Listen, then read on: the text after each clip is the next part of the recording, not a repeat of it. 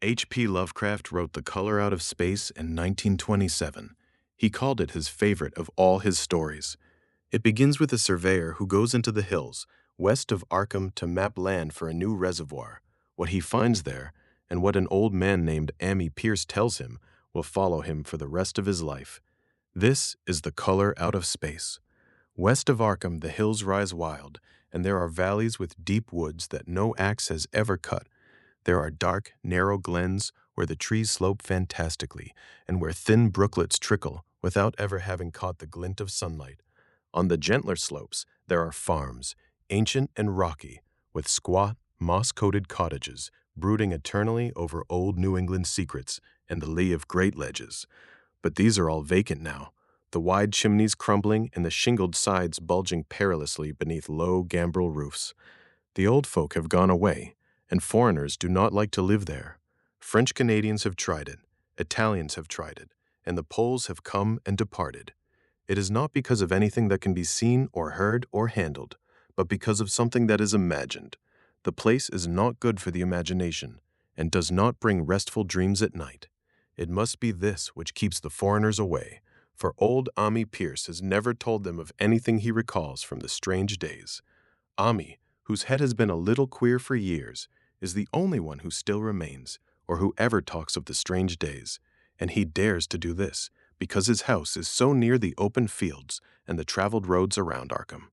There was once a road over the hills and through the valleys that ran straight where the blasted heath is now, but people ceased to use it, and a new road was laid, curving far toward the south.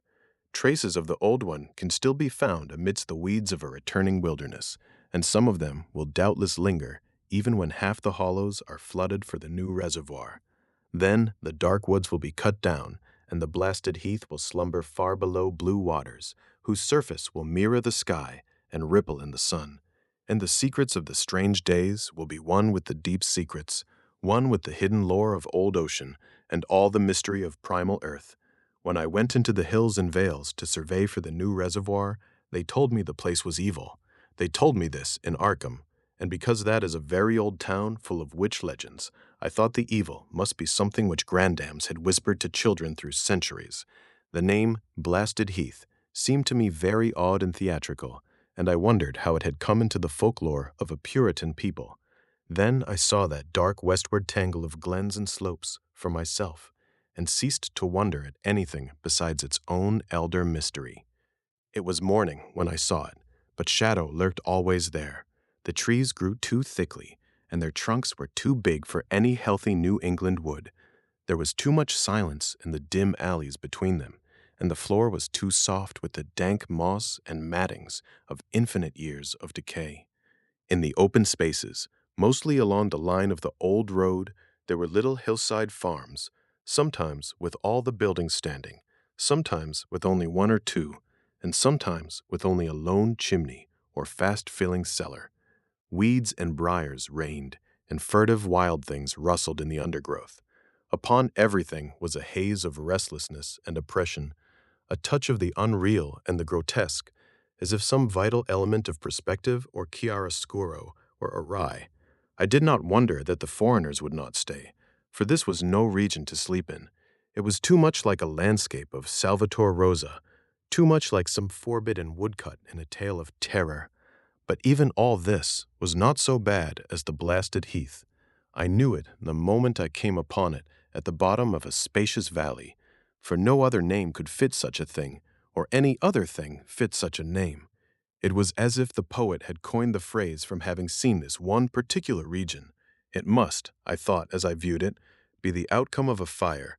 But why had nothing new ever grown over those 5 acres of gray desolation that sprawled open to the sky like a great spot eaten by acid in the woods and fields?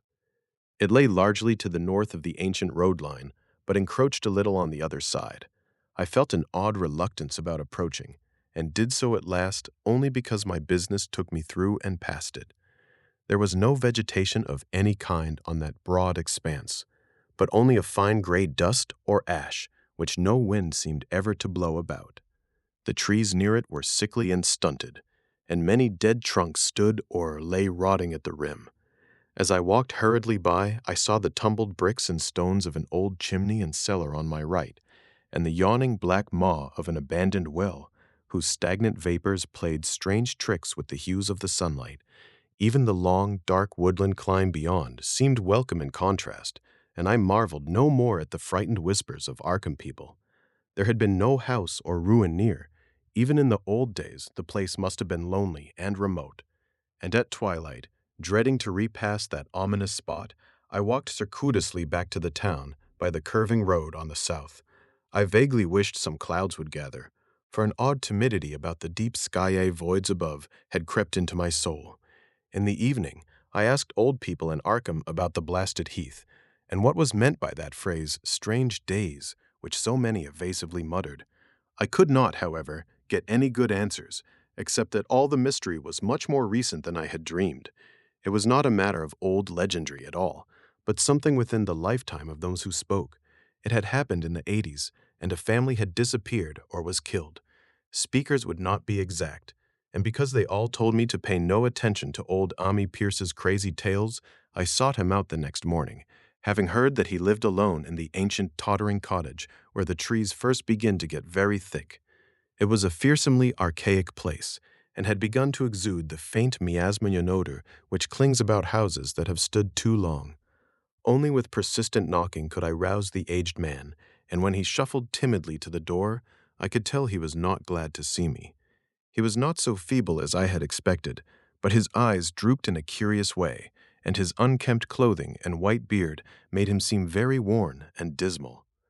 Not knowing just how he could best be launched on his tales, I feigned a matter of business, told him of my surveying, and asked vague questions about the district. He was far brighter and more educated than I had been led to think, and before I knew, it had grasped quite as much of the subject as any man I had talked with in Arkham. He was not like other rustics I had known, in the sections where reservoirs were to be. From him there were no protests at the miles of old wood and farmland to be blotted out, though perhaps there would have been had not his home lain outside the bounds of the future lake. Relief was all that he shewed, relief at the doom of the dark ancient valleys through which he had roamed all his life. They were better under water now, better under water, since the strange days, and with this, opening his husky voice sank low, while his body leaned forward, and his right forefinger began to point shakily and impressively. It was then that I heard the story, and as the rambling voice scraped and whispered on, I shivered again and again, despite the summer day. Often I had to recall the speaker from ramblings, piece out scientific points which he knew only by a fading parrot memory of professors' talk, or bridge over gaps where his sense of logic and continuity broke down. When he was done, I did not wonder that his mind had snapped a trifle, or that the folk of Arkham would not speak much of the blasted heath. I hurried back before sunset to my hotel, unwilling to have the stars come out above me in the open, and the next day returned to Boston to give up my position. I could not go into that dim chaos of old forest and slope again, or face another time that gray blasted heath where the black well yawned deep beside the tumbled bricks and stones. The reservoir will soon be built now, and all those elder secrets will be safe forever under watery fathoms. But even then, I do not believe I would like to visit that country by night, at least not when the sinister stars are out, and nothing could bribe me to drink the new city water of Arkham. It all began, old Ami said, with the meteorite. Before that time, there had been no wild legends at all since the witch trials, and even then, these western woods were not feared half so much as the small island in the Miskatonic, where the devil held court beside a curious stone altar older than the Indians. These were not haunted woods, and their fantastic dusk was never terrible till the strange days. Then there had come that white noontide cloud, that string of explosions in the air, and that pillar of smoke from the valley far in the wood. And by night, all Arkham had heard of the great rock that fell out of the sky and bedded itself in the ground beside the well at the Nahum Gardner place. That was the house which had stood where the blasted heath was to come, the trim white Nahum Gardner house amidst its fertile gardens and orchards. Nahum had come to town to tell people about the stone, and had dropped in at Ami Pierce's on the way. Ami was 40 then, and all the queer things were fixed very strongly in his mind. He and his wife had gone with the 3 professors from Miskatonic University who hastened out the next morning to see the weird visitor from unknown stellar space, and had wondered why Nahum had called it so large the day before. It had shrunk, Nahum said, as he pointed out the big brownish mound above the ripped earth and charred grass near the archaic well sweep in his front yard. But the wise men answered that stones do not shrink. Its heat lingered persistently, and Nahum declared it had glowed faintly in the night. The professors tried it with a geologist's hammer and found it was oddly soft. It was, in truth, so soft as to be almost plastic, and they gouged rather than chipped a specimen to take back to the college for testing. They took it in an old pail borrowed from Nahim's kitchen, for even the small piece refused to grow cool. On the trip back, they stopped at Ami's to rest, and seemed thoughtful when Mrs. Pierce remarked that the fragment was growing smaller and burning the bottom of the pail. Truly, it was not large, but perhaps they had taken less than they thought. The day after that, all this was in June of '82, the professors had trooped out again in a great excitement. As they passed Ami's, they told him what queer things the specimen had done, and how it had faded wholly away when they put it in a glass beaker. The beaker had gone too, and the wise men talked of the strange stone's affinity for silicon. It had acted quite unbelievably in that well-ordered laboratory, doing nothing at all, and shewing no occluded gases when heated on charcoal, being wholly negative in the borax bead, and soon proving itself absolutely non-volatile at any producible temperature, including that of the oxyhydrogen blowpipe. On an anvil, it appeared highly malleable, and in the dark, its luminosity was very marked. Stubbornly refusing to grow cool, it soon had the college in a state of real excitement, and when upon heating before the spectroscope, it displayed shining bands, unlike any known colors of the normal spectrum. There was much breathless talk of new elements, bizarre optical properties, and other things which puzzled men of science are wont to say when faced by the unknown. Hot as it was, they tested it in a crucible with all the proper reagents. Water did nothing. Hydrochloric acid was the same. Nitric acid, and even aqua regia, merely hissed and spattered against its torrid invulnerability. Ami had difficulty in recalling all these things, but recognized some solvents as I mentioned them in the usual order of use. There were ammonia and caustic soda, alcohol and ether, nauseous carbon disulfide, and a dozen others. But although the weight grew steadily less as time passed, and the fragments seemed to be slightly cooling, there was no change in the solvents to shew that they had attacked the substance at all. It was a metal, though, beyond a doubt. It was magnetic, for one thing, and after its immersion in the acid solvents, there seemed to be faint traces of the Widmanstetten figures found on meteoric iron. When the cooling had grown very considerable, the testing was carried on in glass, and it was in a glass beaker that they left all the chips made of the original fragment during the work. The next morning, both chips and beaker were gone without trace, and only a charred spot marked the place on the wooden shelf where they had been. All this the professors told Ami as they paused at his door, and once more he went with them to see the stony messenger from the stars, though this time his wife did not accompany him. It had now most certainly shrunk, and even the sober professors could not doubt the truth of what they saw.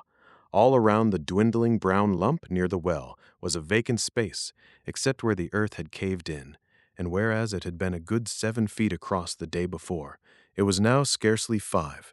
It was still hot, and the sages studied its surface curiously as they detached another and larger piece with hammer and chisel. They gouged deeply this time, and as they pried away the smaller mass, they saw that the core of the thing was not quite homogeneous. They had uncovered what seemed to be the side of a large, colored globule embedded in the substance.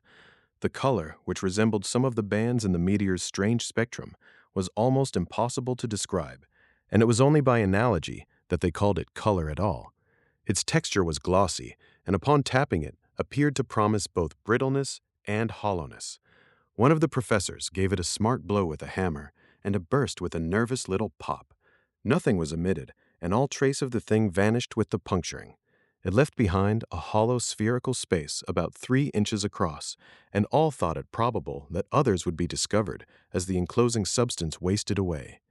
Conjecture was vain, so after a futile attempt to find additional globules by drilling, the seekers left again with their new specimen, which proved, however, as baffling in the laboratory as its predecessor had been. Aside from being almost plastic, having heat, magnetism, and slight luminosity, cooling slightly in powerful acids, possessing an unknown spectrum, wasting away in air, and attacking silicon compounds with mutual destruction as a result, it presented no identifying features whatsoever, and at the end of the tests, the college scientists were forced to own that they could not place it. It was nothing of this earth, but a piece of the great outside, and as such, dowered with outside properties and obedient to outside laws. That night there was a thunderstorm, and when the professors went out to Nahum's the next day, they met with a bitter disappointment. The stone, magnetic as it had been, must have had some peculiar electrical property, for it had drawn the lightning, as Nahum said, with a singular persistence. 6 times within an hour, the farmer saw the lightning strike the furrow in the front yard, and when the storm was over, nothing remained but a ragged pit by the ancient well sweep, half choked with caved-in earth. Digging had borne no fruit, and the scientists verified the fact of the utter vanishment. The failure was total, so that nothing was left to do but go back to the laboratory and test again that disappearing fragment, left carefully cased in lead. That fragment lasted a week, at the end of which nothing of value had been learned of it. When it had gone, no residue was left behind, and in time, the professors felt scarcely sure they had indeed seen with waking eyes that cryptic vestige of the fathomless gulfs outside, that lone, weird message from other universes and other realms of matter, force, and entity. As was natural, the Arkham papers made much of the incident with its collegiate sponsoring and sent reporters to talk with Nahum Gardner and his family. At least one Boston daily also sent a scribe, and Nahum quickly became a kind of local celebrity. He was a lean, genial person of about 50, living with his wife and 3 sons on the pleasant farmstead in the valley. He and Ami exchanged visits frequently, as did their wives, and Ami had nothing but praise for him after all these years. He seemed slightly proud of the notice his place had attracted, and talked often of the meteorite in the succeeding weeks. That July and August were hot, and Nahum worked hard at his haying in the 10-acre pasture across Chapman's Brook, his rattling wain wearing deep ruts in the shadowy lanes between. The labor tired him more than it had in other years, and he felt that age was beginning to tell on him. Then fell the time of fruit and harvest. The pears and apples slowly ripened, and Nahum vowed that his orchards were prospering as never before. The fruit was growing to phenomenal size and unwanted gloss, and in such abundance that extra barrels were ordered to handle the future crop. But with the ripening came sore disappointment, for of all that gorgeous array of specious lusciousness, not one single jot was fit to eat. Into the fine flavor of the pears and apples had crept a stealthy bitterness and sickishness, so that even the smallest of bites induced a lasting disgust. It was the same with the melons and tomatoes, and Nahum sadly saw that his entire crop was lost. Quick to connect events, he declared that the meteorite had poisoned the soil, and thanked heaven that most of the other crops were in the upland lot along the road. Winter came early and was very cold. Emi saw Nahum less often than usual, and observed that he had begun to look worried. The rest of his family, too, seemed to have grown taciturn, and were far from steady in their church-going or their attendance at the various social events of the countryside. For this reserve or melancholy no cause could be found, though all the household confessed now and then to poorer health and a feeling of vague disquiet. Nahum himself gave the most definite statement of anyone when he said he was disturbed about certain footprints in the snow. They were the usual winter prints of red squirrels, white rabbits, and foxes, but the brooding farmer professed to see something not quite right about their nature and arrangement. He was never specific, but appeared to think that they were not as characteristic of the anatomy and habits of squirrels and rabbits and foxes as they ought to be. Emi listened without interest to this talk, until one night when he drove past Nahum's house in his sleigh on the way back from Clark's Corners. There had been a moon, and a rabbit had run across the road, and the leaps of that rabbit were longer than either Emi or his horse liked. The latter, indeed, had almost run away when brought up by a firm rein. Thereafter, Emi gave Nahum's tales more respect, and wondered why the Gardner dogs seemed so cowed and quivering every morning. They had, it developed, nearly lost the spirit to bark. In February, the McGregor boys from Meadow Hill were out shooting woodchucks, and not far from the Gardner place bagged a very peculiar specimen. The proportions of its body seemed slightly altered in a queer way, impossible to describe, while its face had taken on an expression which no one ever saw in a woodchuck before. The boys were genuinely frightened, and threw the thing away at once, so that only their grotesque tales of it ever reached the people of the countryside. But the shying of the horses near Nahum's house had now become an acknowledged thing, and all the basis for a cycle of whispered legend was fast taking form. People vowed that the snow melted faster around Nahum's than it did anywhere else, and early in March, there was an odd discussion in Potter's General Store at Clark's Corners. Stephen Rice had driven past Gardner's in the morning and had noticed the skunk cabbages coming up through the mud by the woods across the road. Never were things of such size seen before, and they held strange colors that could not be put into any words. Their shapes were monstrous, and the horse had snorted at an odor which struck Stephen as wholly unprecedented. That afternoon, several persons drove past to see the abnormal growth, and all agreed that plants of that kind ought never to sprout in a healthy world. The bad fruit of the fall before was freely mentioned, and it went from mouth to mouth that there was poison in Nahum's ground. Of course it was the meteorite, and remembering how strange the men from the college had found that stone to be, several farmers spoke about the matter to them. One day they paid Nahum a visit, but having no love of wild tales and folklore, were very conservative in what they inferred. The plants were certainly odd, but all skunk cabbages are more or less odd in shape and odor and hue. Perhaps some mineral element from the stone had entered the soil, but it would soon be washed away.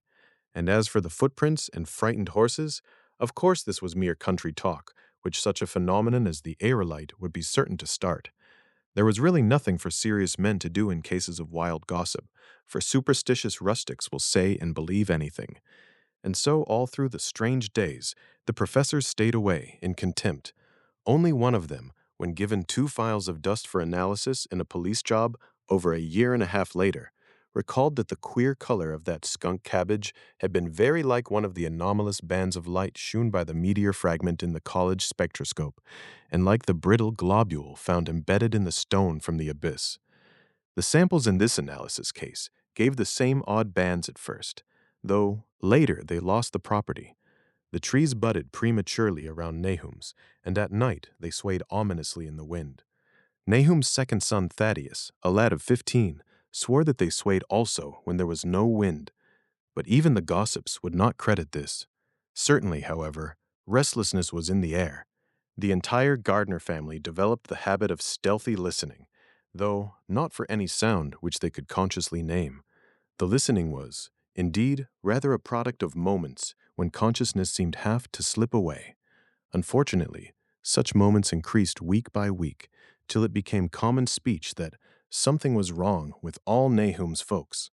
When the early saxifrage came out, it had another strange color, not quite like that of the skunk cabbage, but plainly related and equally unknown to anyone who saw it. Nahum took some blossoms to Arkham and shewed them to the editor of the Gazette, but that dignitary did no more than write a humorous article about them, in which the dark fears of rustics were held up to polite ridicule. It was a mistake of Nahum's to tell a stolid city man about the way the great, overgrown mourning cloak butterflies behaved in connection with these saxifrages. April brought a kind of madness to the country folk, and began that disuse of the road past Nahum's which led to its ultimate abandonment. It was the vegetation. All the orchard trees blossomed forth in strange colors, and through the stony soil of the yard and adjacent pasturage there sprang up a bizarre growth which only a botanist could connect with the proper flora of the region. No sane, wholesome colors were anywhere to be seen except in the green grass and leafage, but everywhere those hectic and prismatic variants of some diseased, underlying primary tone without a place among the known tints of earth. The Dutchman's breeches became a thing of sinister menace, and the bloodroots grew insolent in their chromatic perversion. Emmy and the gardeners thought that most of the colors had a sort of haunting familiarity, and decided that they reminded one of the brittle globule in the meteor. Nahum plowed and sowed the 10-acre pasture and the upland lot, but did nothing with the land around the house. He knew it would be of no use, and hoped that the summer's strange growths would draw all the poison from the soil. He was prepared for almost anything now, and had grown used to the sense of something near him, waiting to be heard. The shunning of his house by neighbors told on him, of course, but had told on his wife more. The boys were better off, being at school each day, but they could not help being frightened by the gossip. Thaddeus, an especially sensitive youth, suffered the most. In May, the insects came, and Nahum's place became a nightmare of buzzing and crawling. Most of the creatures seemed not quite usual in their aspects and motions, and their nocturnal habits contradicted all former experience. The gardeners took to watching at night, watching in all directions at random for something they could not tell what. It was then that they all owned that Thaddeus had been right about the trees. Mrs. Gardner was the next to see it from the window as she watched the swollen boughs of a maple against a moonlit sky. The boughs surely moved, and there was no wind. It must be the sap. Strangeness had come into everything growing now. Yet it was none of Nahum's family at all who made the next discovery. Familiarity had dulled them, and what they could not see was glimpsed by a timid windmill salesman from Bolton who drove by one night in ignorance of the country legends. What he told in Arkham was given a short paragraph in the Gazette, and it was there that all the farmers, Nahum included, saw it first. The night had been dark and the buggy lamps faint, but around a farm in the valley, which everyone knew from the account must be Nahum's, the darkness had been less thick. A dim, though distinct luminosity seemed to inhere in all the vegetation, grass, leaves, and blossoms alike, while at one moment a detached piece of the phosphorescence appeared to stir furtively in the yard near the barn. The grass had so far seemed untouched, and the cows were freely pastured in the lot near the house, but toward the end of May, the milk began to be bad. Then Nahum had the cows driven to the uplands, after which the trouble ceased. Not long after this, the change in grass and leaves became apparent to the eye. All the verdure was going gray, and was developing a highly singular quality of brittleness. Emmy was now the only person who ever visited the place, and his visits were becoming fewer and fewer. When school closed, the gardeners were virtually cut off from the world, and sometimes let Emmy do their errands in town. They were failing curiously, both physically and mentally, and no one was surprised when the news of Mrs. Gardner's madness stole around. It happened in June, about the anniversary of the meteor's fall, and the poor woman screamed about things in the air, which she could not describe. In her raving, there was not a single specific noun, but only verbs and pronouns.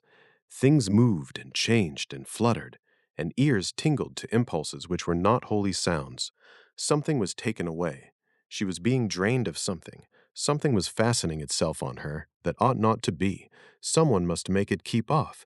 Nothing was ever still in the night. The walls and windows shifted.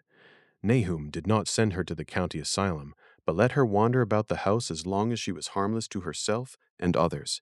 Even when her expression changed, he did nothing.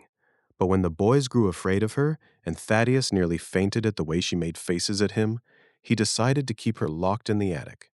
By July, she had ceased to speak and crawled on all fours, and before that month was over, Nahum got the mad notion that she was slightly luminous in the dark, as he now clearly saw was the case with the nearby vegetation.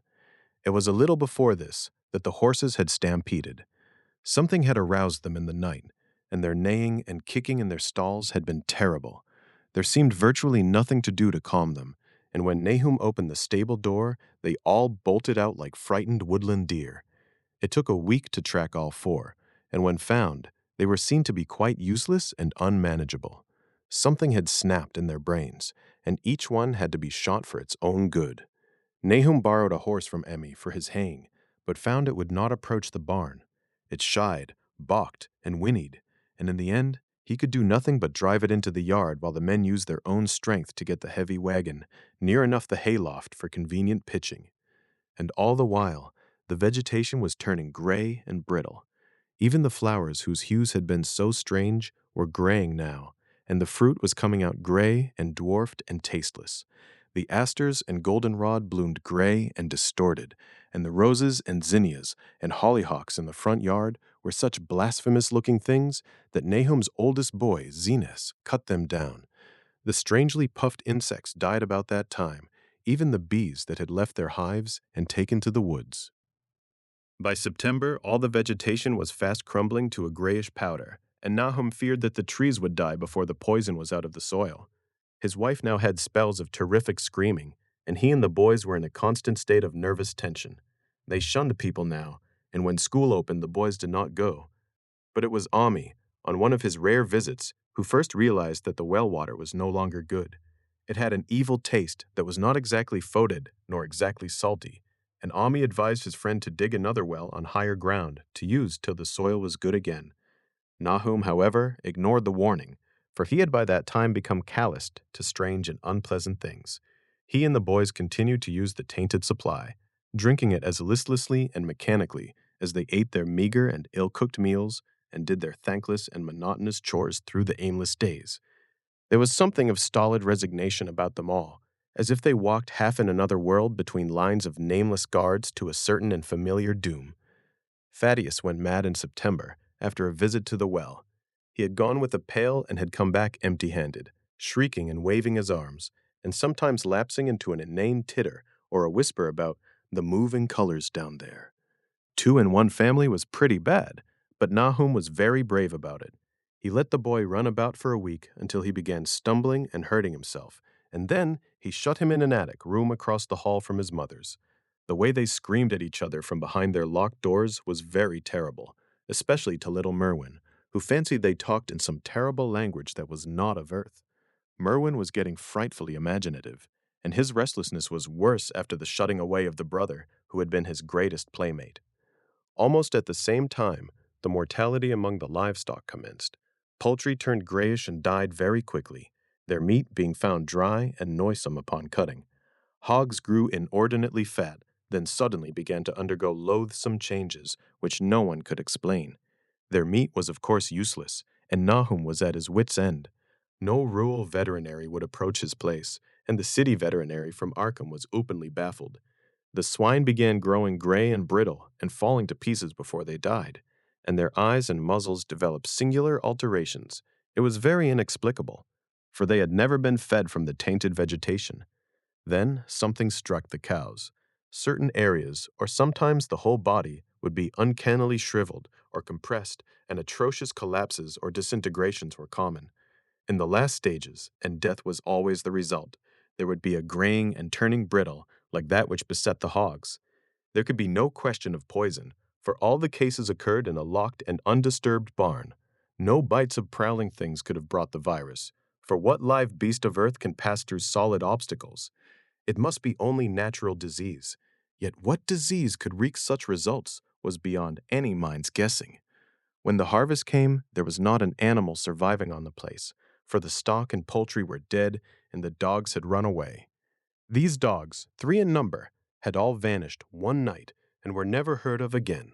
The 5 cats had left some time before, but their going was scarcely noticed since there now seemed to be no mice, and only Mrs. Gardner had made pets of the graceful felines. On the 19th of October, Nahum staggered into Ami's house with hideous news. The death had come to poor Thaddeus in his attic room, and it had come in a way which could not be told. Nahum had dug a grave in the railed family plot behind the farm, and had put therein what he found. There could have been nothing from outside, for the small barred window and locked door were intact, but it was much as it had been in the barn. Amai and his wife consoled the stricken man as best they could, but shuddered as they did so. Stark terror seemed to cling round the Gardners and all they touched, and the very presence of one in the house was a breath from regions unnamed and unnameable. Amai accompanied Nahum home with the greatest reluctance, and did what he might to calm the hysterical sobbing of little Merwin. Zenas needed no calming. He had come of late to do nothing but stare into space and obey what his father told him, and Amai thought that his fate was very merciful. Now and then, Merwin's screams were answered faintly from the attic, and in response to an inquiring look, Nahum said that his wife was getting very feeble. When night approached, Emmy managed to get away, for not even friendship could make him stay in that spot when the faint glow of the vegetation began, and the trees may or may not have swayed without wind. It was really lucky for Amy that he was not more imaginative. Even as things were, his mind was bent ever so slightly, but had he been able to connect and reflect upon all the portents around him, he must inevitably have turned a total maniac. In the twilight he hastened home, the screams of the madwoman and the nervous child ringing horribly in his ears. 3 days later, Nahum lurched into Amy's kitchen in the early morning, and in the absence of his host, stammered out a desperate tale once more, while Mrs. Pierce listened in a clutching fright. It was little Merwin this time. He was gone. He had gone out late at night with a lantern and pail for water, and had never come back. He'd been going to pieces for days, and hardly knew what he was about, screamed at everything. There had been a frantic shriek from the yard then, but before the father could get to the door, the boy was gone. There was no glow from the lantern he had taken, and of the child himself no trace. At the time, Nahum thought the lantern and pail were gone too, but when dawn came, and the man had plodded back from his all-night search of the woods and fields, he had found some very curious things near the well. There was a crushed and apparently somewhat melted mass of iron, which had certainly been the lantern, while a bent bale and twisted iron hoops beside it, both half-fused, seemed to hint at the remnants of the pail. That was all. Nahum was past imagining, Mrs. Pierce was blank, and Amy, when he had reached home and heard the tale, could give no guess. Merwin was gone, and there would be no use in telling the people around, who shunned all gardeners now. No use either in telling the city people at Arkham, who laughed at everything. Thad was gone, and now Merwin was gone. Something was creeping and waiting to be seen and felt and heard. Nahum would go soon, and he wanted Amy to look after his wife and Zenas if they survived him. It must all be a judgment of some sort, though he could not fancy what for, since he had always walked uprightly in the Lord's ways, so far as he knew. For over 2 weeks, Amy saw nothing of Nahim, and then, worried about what might have happened, he overcame his fears and paid the gardener place a visit. There was no smoke from the great chimney, and for a moment the visitor was apprehensive of the worst. The aspect of the whole farm was shocking. Grayish withered grass and leaves on the ground, vines falling in brittle wreckage from archaic walls and gables, and great bare trees clawing up at the gray November sky with a studied malevolence which Amy could not but feel had come from some subtle change in the tilt of the branches. But Nahim was alive, after all. He was weak and lying on a couch in the low-ceiled kitchen, but perfectly conscious and able to give simple orders to Zenas. The room was deadly cold, and as Amy visibly shivered, the host shouted huskily to Zenas for more wood. Wood, indeed, was sorely needed, since the cavernous fireplace was unlit and empty, with a cloud of soot blowing about in the chill wind that came down the chimney. Presently, Nahim asked him if the extra wood had made him any more comfortable, and then Amy saw what had happened. The stoutest cord had broken at last, and the hapless farmer's mind was proof against more sorrow. Questioning tactfully, Amy could get no clear data at all about the missing Zenas. "In the well. He lives in the well," was all that the clouded father would say. Then there flashed across the visitor's mind a sudden thought of the mad wife, and he changed his line of inquiry. "Nabby? Why, here she is," was the surprised response of poor Nahim, and Amy soon saw that he must search for himself. Leaving the harmless babbler on the couch, he took the keys from their nail beside the door and climbed the creaking stairs to the attic. It was very close and noisome up there, and no sound could be heard from any direction. Of the 4 doors in sight, only one was locked, and on this he tried various keys on the ring he had taken. The 3rd key proved the right one, and after some fumbling, Amy threw open the low white door. It was quite dark inside, for the window was small and half obscured by the crude wooden bars, and Amy could see nothing at all on the wide planked floor. The stench was beyond enduring, and before proceeding further, he had to retreat to another room and return with his lungs filled with breathable air. When he did enter, he saw something dark in the corner, and upon seeing it more clearly, he screamed outright. While he screamed, he thought a momentary cloud eclipsed the window, and a second later he felt himself brushed as if by some hateful current of vapor. Strange colors danced before his eyes, and had not a present horror numbed him, he would have thought of the globule in the meteor that the geologist's hammer had shattered, and of the morbid vegetation that had sprouted in the spring. As it was, he thought only of the blasphemous monstrosity which confronted him, and which all too clearly had shared the nameless fate of young Thaddeus and the livestock. But the terrible thing about this horror was that it very slowly and perceptibly moved as it continued to crumble. Amy would give me no added particulars to this scene, but the shape in the corner does not reappear in his tale as a moving object.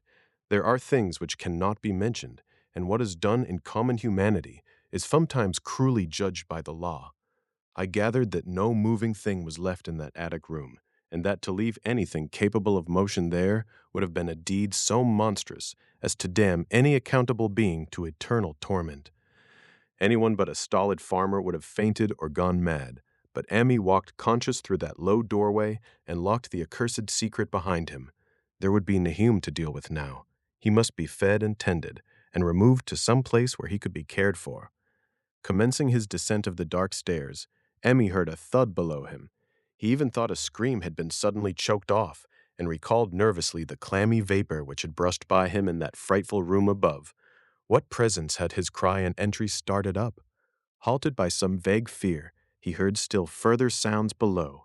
Indubitably, there was a sort of heavy dragging, and a most detestably sticky noise, as of some fiendish and unclean species of suction. With an associative sense goaded to feverish heights, he thought unaccountably of what he had seen upstairs. Good God! What eldritch dream world was this into which he had blundered? He dared move neither backward nor forward, but stood there trembling at the black curve of the boxed-in staircase. Every trifle of the scene burned itself into his brain. The sounds, the sense of dread expectancy, the darkness, the steepness of the narrow steps, and merciful heaven, the faint but unmistakable luminosity of all the woodwork in sight, steps, sides, exposed laths, and beams alike. Then there burst forth a frantic whinny from Ammy's horse outside, followed at once by a clatter which told of a frenzied runaway. In another moment horse and buggy had gone beyond earshot, leaving the frightened man on the dark stairs to guess what had sent them. But that was not all. There had been another sound out there, a sort of liquid splash, water, and must have been the well. He had left Hero untied near it, and a buggy wheel must have brushed the coping and knocked in a stone. And still the pale phosphorescence glowed in that distettably ancient woodwork. God! How old the house was! Most of it built before 1670, and the gambrel roof not later than 1730. A feeble scratching on the floor downstairs now sounded distinctly, and Ammy's grip tightened on a heavy stick he had picked up in the attic for some purpose. Slowly nerving himself, he finished his descent and walked boldly toward the kitchen. But he did not complete the walk, because what he sought was no longer there. It had come to meet him, and it was still alive after a fashion. Whether it had crawled or whether it had been dragged by any external force, Ammi could not say. But the death had been added. Everything had happened in the last half hour, but collapse, graying, and disintegration were already far advanced. There was a horrible brittleness, and dry fragments were scaling off. Ammi could not touch it, but looked horrifiedly into the distorted parody that had been a face. "What was it, Nahim? What was it?" he whispered, and the cleft, bulging lips were just able to crackle out a final answer. "Nothing. Nothing. The color. It burns. Cold and wet, but it burns. It lived in the well. I seen it. A kind of smoke, just like the flowers last spring. The well shone at night. Fad and Murney and Zenas, everything alive, sucking the life out of everything in that stone. It must have come in that stone, pizened the whole place. Don't know what it wants. That round thing the men from the college dug out in the stone, they smashed it. It was that same color, just the same, like the flowers and plants. Must have breathed more of 'em. Seeds, seeds. They growed. I seen it the first time this week. Must have got strong on Zenason. He was a big boy, full of life. It beats down your mind and then gets ye, burns ye up, in the well water. You was right about that. Evil water. Zenas never come back from the well. Can't get away. Draws ye. You know someot's comin', but 'tain't no use. I seen it time and again since Zenas was took. Whar's Nabby, Emmy? My head's no good. Don't know how long since I fed her. It'll get her if we ain't keerful. Just a color. Her face is getting to have that color sometimes towards night, and it burns and sucks. It come from some place where things ain't as they is here. One of them professors said so. He was right. Look out, Emmy. It'll do suthin' more. Sucks the life out. But that was all. That which spoke could speak no more, because it had completely caved in. Emmy laid a red-checked tablecloth over what was left, and reeled out the back door into the fields. He climbed the slope to the 10-acre pasture and stumbled home by the north road and the woods. He could not pass that well from which his horse had run away. He had looked at it through the window and had seen that no stone was missing from the rim. Then the lurching buggy had not dislodged anything after all. The splash had been something else, something which went into the well after it had done with poor Nahim. When Amami reached his house, the horse and buggy had arrived before him and thrown his wife into fits of anxiety. Reassuring her without explanations, he set out at once for Arkham and notified the authorities that the Gardner family was no more. He indulged in no details, but merely told of the deaths of Nahum and Nabby, that of Thaddeus being already known, and mentioned that the cause seemed to be the same strange ailment which had killed the livestock. He also stated that Merwin and Zenas had disappeared. There was considerable questioning at the police station, and in the end, Amai was compelled to take 3 officers to the Gardner farm, together with the coroner, the medical examiner, and the veterinary who had treated the diseased animals. He went much against his will, for the afternoon was advancing, and he feared the fall of night over that accursed place. But it was some comfort to have so many people with him. The 6 men drove out in a Democrat wagon, following Amai's buggy, and arrived at the pest-ridden farmhouse about 4 o'clock. Used as the officers were to gruesome experiences, not one remained unmoved at what was found in the attic and under the red-checked tablecloth on the floor below. The whole aspect of the farm, with its gray desolation, was terrible enough, but those 2 crumbling objects were beyond all bounds. No one could look long at them, and even the medical examiner admitted that there was very little to examine. Specimens could be analyzed, of course, so he busied himself in obtaining them, and here it develops that a very puzzling aftermath occurred at the college laboratory, where the 2 phials of dust were finally taken. Under the spectroscope, both samples gave off an unknown spectrum, in which many of the baffling bands were precisely like those which the strange meteor had yielded in the previous year. The property of emitting the spectrum vanished in a month, the dust thereafter consisting mainly of alkaline phosphates and carbonates.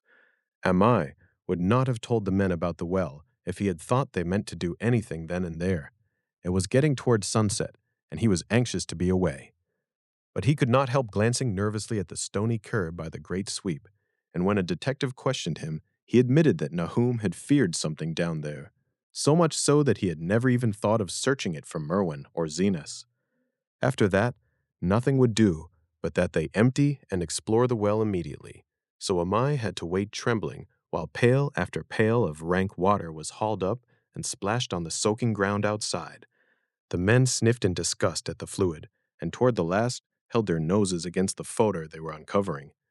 It was not so long a job as they had feared it would be, since the water was phenomenally low. There is no need to speak too exactly of what they found. Merwin and Zenas were both there, in part, though the vestiges were mainly skeletal. There were also a small deer and a large dog in about the same state, and a number of bones of smaller animals. The ooze and slime at the bottom seemed inexplicably porous and bubbling, and a man who descended on handholds with a long pole found that he could sink the wooden shaft to any depth in the mud of the floor without meeting any solid obstruction. Twilight had now fallen, and lanterns were brought from the house. Then, when it was seen that nothing further could be gained from the well, everyone went indoors and conferred in the ancient sitting room while the intermittent light of a spectral half-moon played wantonly on the gray desolation outside. The men were frankly nonplussed by the entire case and could find no convincing common element to link the strange vegetable conditions, the unknown disease of livestock and humans, and the unaccountable deaths of Merwin and Zenas in the tainted well. They had heard the common country talk, it is true, but could not believe that anything contrary to natural law had occurred. No doubt the meteor had poisoned the soil, but the illness of persons and animals who had eaten nothing grown in that soil was another matter. Was it the well water? Very possibly. It might be a good idea to analyze it. But what peculiar madness could have made both boys jump into the well? Their deeds were so similar, and the fragments shewed that they had both suffered from the gray, brittle death. Why was everything so gray and brittle?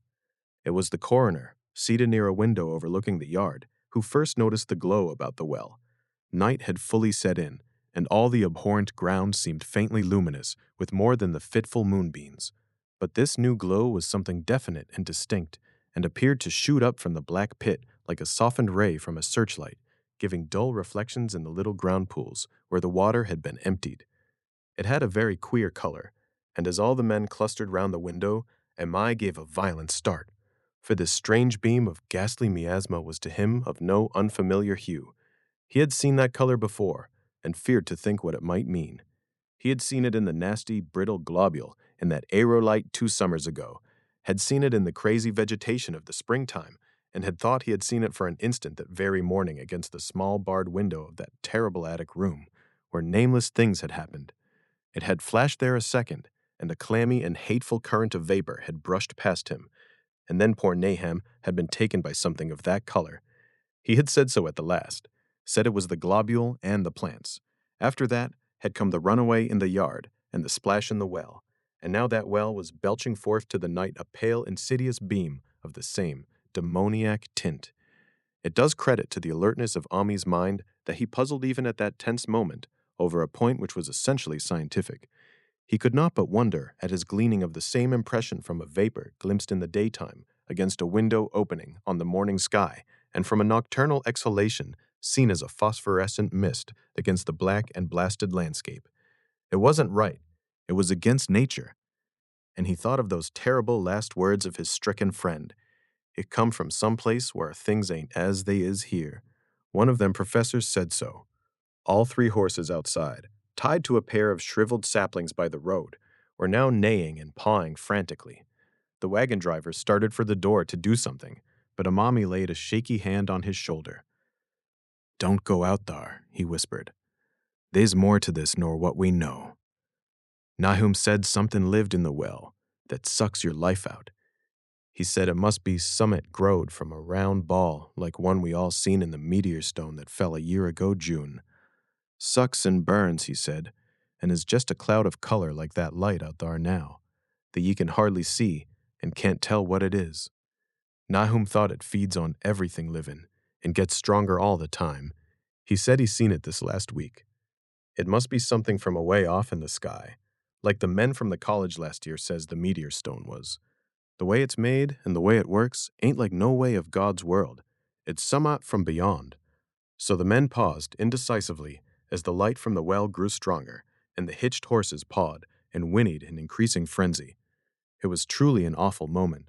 With terror in that ancient and accursed house itself, 4 monstrous sets of fragments, 2 from the house and 2 from the well, and the woodshed behind, and that shaft of unknown and unholy iridescence from the slimy depths in front.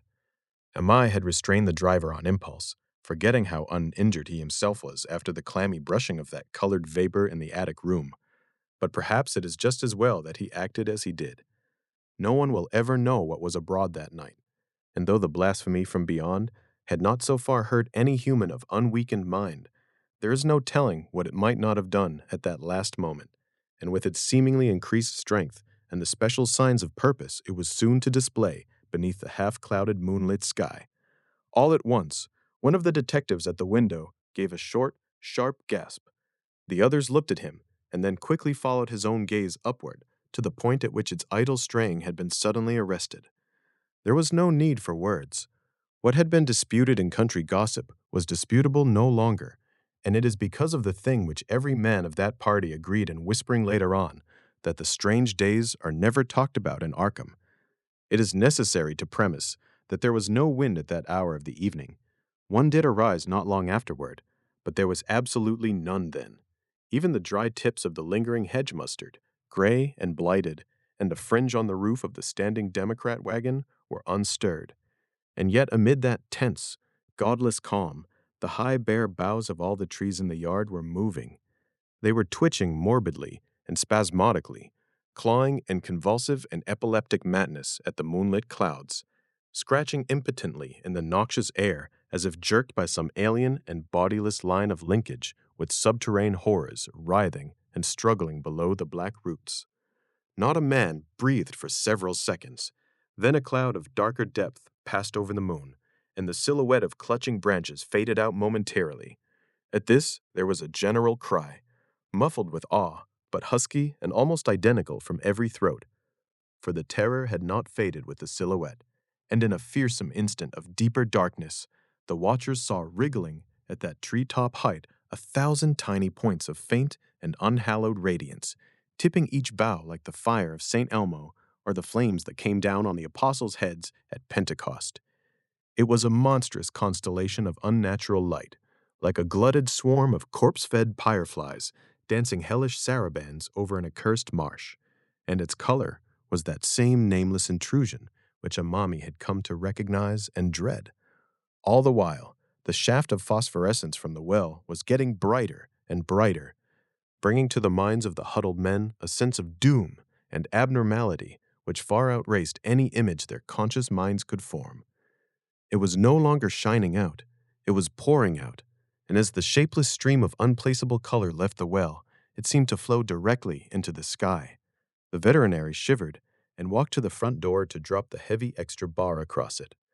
Amami shook no less and had to tug and point for lack of a controllable voice when he wished to draw notice to the growing luminosity of the trees. The neighing and stamping of the horses had become utterly frightful, but not a soul of that group in the old house would have ventured forth for any earthly reward. With the moments, the shining of the trees increased, while their restless branches seemed to strain more and more toward verticality. The wood of the well sweep was shining now, and presently a policeman dumbly pointed to some wooden sheds and beehives near the stone wall on the west. They were commencing to shine too, though the tethered vehicles of the visitors seemed so far unaffected. Then there was a wild commotion and clopping in the road, and as Ami quenched the lamp for better seeing, they realized that the span of frantic grays had broke their sapling and run off with the Democrat wagon. The shock served to loosen several tongues, and embarrassed whispers were exchanged. "It spreads on everything organic that's been around here," muttered the medical examiner. No one replied, but the man who had been in the well gave a hint that his long pole must have stirred up something intangible. "It was awful," he added. "There was no bottom at all, just ooze and bubbles and the feeling of something lurking under there." Ami's horse still pawed and screamed deafeningly in the road outside, and nearly drowned its owner's faint quaver as he mumbled his formless reflections. "It come from that stone. It growed down thar. It got everything livin'. It fed itself on 'em, mind and body. Thad and Murney, Zenas and Nabby, Nahum was the last. They all drunk the water. It got strong on 'em. It come from beyond, where things ain't like they be here. Now it's going home." At this point, as the column of unknown color flared suddenly stronger and began to weave itself into fantastic suggestions of shape which each spectator later described differently, there came from poor tethered hero such a sound as no man before or since ever heard from a horse. Every person in that low-pitched sitting room stopped his ears, and Ami turned away from the window in horror and nausea. Words could not convey it. When Ami looked out again, the hapless beast lay huddled inert on the moonlit ground between the splintered shafts of the buggy. That was the last of Hero till they buried him next day. But the present was no time to mourn, for almost at this instant a detective silently called attention to something terrible in the very room with them. In the absence of the lamplight, it was clear that a faint phosphorescence had begun to pervade the entire apartment. It glowed on the broad planked floor and the fragment of rag carpet, and shimmered over the sashes of the small paned windows. It ran up and down the exposed corner posts, coruscated about the shelf and mantel, and infected the very doors and furniture. Each minute saw it strengthen, and at last it was very plain that healthy living things must leave that house. Ami shewed them the back door and the path up through the fields to the 10-acre pasture. They walked and stumbled as in a dream, and did not dare look back till they were far away on the high ground. They were glad of the path, for they could not have gone the front way, by that well. It was bad enough passing the glowing barn and sheds, and those shining orchard trees with their gnarled, fiendish contours, but thank heaven the branches did their worst twisting high up. The moon went under some very black clouds as they crossed the rustic bridge over Chapman's Brook, and it was blind groping from there to the open meadows. When they looked back toward the valley and the distant Gardner place at the bottom, they saw a fearsome sight. All the farm was shining with the hideous unknown blend of color. Trees, buildings, and even such grass and herbage as had not been wholly changed to lethal gray brittleness.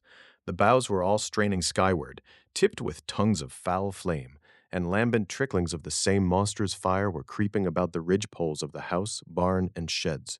It was a scene from a vision of Fusili, and over all the rest reigned that riot of luminous amorphousness, that alien and undimensioned rainbow of cryptic poison from the well, seething, feeling, lapping, reaching, scintillating, straining, and malignly bubbling in its cosmic and unrecognizable chromaticism.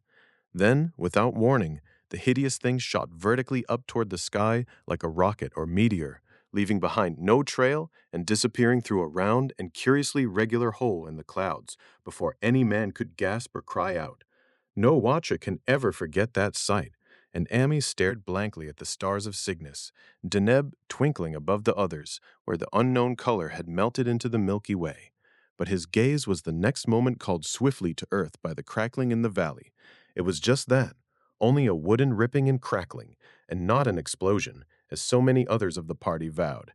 Yet the outcome was the same, for in one feverish, kaleidoscopic instant, there burst up from that doomed and accursed farm a gleamingly eruptive cataclysm of unnatural sparks and substance, blurring the glance of the few who saw it, and sending forth to the zenith a bombarding cloudburst of such colored and fantastic fragments as our universe must needs disown. Through quickly reclosing vapors, they followed the great morbidity that had vanished, and in another second they had vanished too. Behind and below was only a darkness to which the men dared not return, and all about was a mounting wind which seemed to sweep down in black, furor gusts from interstellar space. It shrieked and howled, and lashed the fields and distorted woods in a mad cosmic frenzy, till soon the trembling party realized it would be no use waiting for the moon to shew what was left down there at Nahum's Dies. Too awed even to hint theories, the 7 shaking men trudged back toward Arkham by the north road. Ami was worse than his fellows, and begged them to see him inside his own kitchen, instead of keeping straight on to town. He did not wish to cross the nighted, wind-whipped woods alone to his home on the main road, for he had had an added shock that the others were spared, and was crushed forever with a brooding fear he dared not even mention for many years to come. As the rest of the watchers on that tempestuous hill had stolidly set their faces toward the road, Ami had looked back an instant at the shadowed valley of desolation so lately sheltering his ill-starred friend, and from that stricken, faraway spot he had seen something feebly rise, only to sink down again upon the place from which the great shapeless horror had shot into the sky. It was just a color, but not any color of our earth or heavens, and because Ami recognized that color and knew that this last faint remnant must still lurk down there in the well, he has never been quite right since. Ami would never go near the place again. It is over half a century now since the horror happened, but he has never been there, and will be glad when the new reservoir blots it out. I shall be glad too, for I do not like the way the sunlight changed color around the mouth of that abandoned well I passed. I hope the water will always be very deep, but even so, I shall never drink it. I do not think I shall visit the Arkham country hereafter. 3 of the men who had been with Ami returned the next morning to see the ruins by daylight, but there were not any real ruins, only the bricks of the chimney, the stones of the cellar, some mineral and metallic litter here and there, and the rim of that nefandous well. Save for Ami's dead horse, which they towed away and buried, and the buggy which they shortly returned to him, everything that had ever been living had gone. 5 eldritch acres of dusty gray desert remained, nor has anything ever grown there since. To this day, it sprawls open to the sky like a great spot eaten by acid in the woods and fields, and the few who have ever dared glimpse it in spite of the rural tales have named it the Blasted Heath. The rural tales are queer. They might be even queerer if city men and college chemists could be interested enough to analyze the water from that disused well, or the gray dust that no wind seems ever to disperse. Botanists, too, ought to study the stunted flora on the borders of that spot, for they might shed light on the country notion that the blight is spreading, little by little, perhaps an inch a year. People say the color of the neighboring herbage is not quite right in the spring, and that wild things leave queer prints in the light winter snow. Snow never seems quite so heavy on the Blasted Heath as it is elsewhere. Horses, the few that are left in this motor age, grow skittish in the silent valley, and hunters cannot depend on their dogs too near the splotch of grayish dust. They say the mental influences are very bad, too. Numbers went queer in the years after Nahum's taking, and always they lacked the power to get away. Then the stronger-minded folk all left the region, and only the foreigners tried to live in the crumbling old homesteads. They could not stay, though, and one sometimes wonders what insight beyond ours their wild, weird stores of whispered magic have given them. Their dreams at night, they protest, are very horrible in that grotesque country, and surely the very look of the dark realm is enough to stir a morbid fancy. No traveler has ever escaped a sense of strangeness in those deep ravines, and artists shiver as they paint thick woods whose mystery is as much of the spirit as of the eye. I myself am curious about the sensation I derived from my one lone walk before Ami told me his tale. When twilight came, I had vaguely wished some clouds would gather, for an odd timidity about the deep sky-eye voids above had crept into my soul. Do not ask me for my opinion. I do not know. That is all. There was no one but Ami to question, for Arkham people will not talk about the strange days, and all three professors who saw the aerolite and its colored globule are dead. There were other globules, depend upon that. One must have fed itself and escaped, and probably there was another which was too late. No doubt it is still down the well. I know there was something wrong with the sunlight I saw above that miasmal brink. The rustics say the blight creeps an inch a year, so perhaps there is a kind of growth or nourishment even now. But whatever demon hatchling is there, it must be tethered to something, or else it would quickly spread. Is it fastened to the roots of those trees that claw the air? One of the current Arkham tales is about fat oaks that shine and move as they ought not to do at night. What it is, only God knows. In terms of matter, I suppose the thing Ami described would be called a gas, but this gas obeyed laws that are not of our cosmos. This was no fruit of such worlds and suns as shine on the telescopes and photographic plates of our observatories. This was no breath from the skies whose motions and dimensions our astronomers measure or deem too vast to measure. It was just a color out of space, a frightful messenger from unformed realms of infinity beyond all nature as we know it, from realms whose mere existence stuns the brain and numbs us with the black extracosmic gulfs it throws open before our frenzied eyes. I doubt very much if Ami consciously lied to me, and I do not think his tale was all a freak of madness, as the townfolk had forewarned. Something terrible came to the hills and valleys on that meteor, and something terrible, though I know not in what proportion, still remains. I shall be glad to see the water come. Meanwhile, I hope nothing will happen to Ami. He saw so much of the thing, and its influence was so insidious. Why has he never been able to move away? How clearly he recalled those dying words of Nahami's. Can't get away. Draws ye. You know summat's comin', but 'tain't no use. Ami is such a good old man. When the reservoir gang gets to work, I must write the chief engineer to keep a sharp watch on him. I would hate to think of him as the gray, twisted, brittle monstrosity which persists more and more in troubling my sleep. Lovecraft said this was his favorite story. After spending time with it, you begin to understand why. It is not about a monster. It is about something that has no name in any human language, something that does not hate us, does not want us, does not even perceive us as significant. It simply feeds, and when it is done, what remains is gray and brittle and silent. This has been Dark Classics Narrated. If the stars should fall silent, we will still be here, reading in the dark. Subscribe, and we'll see you next time.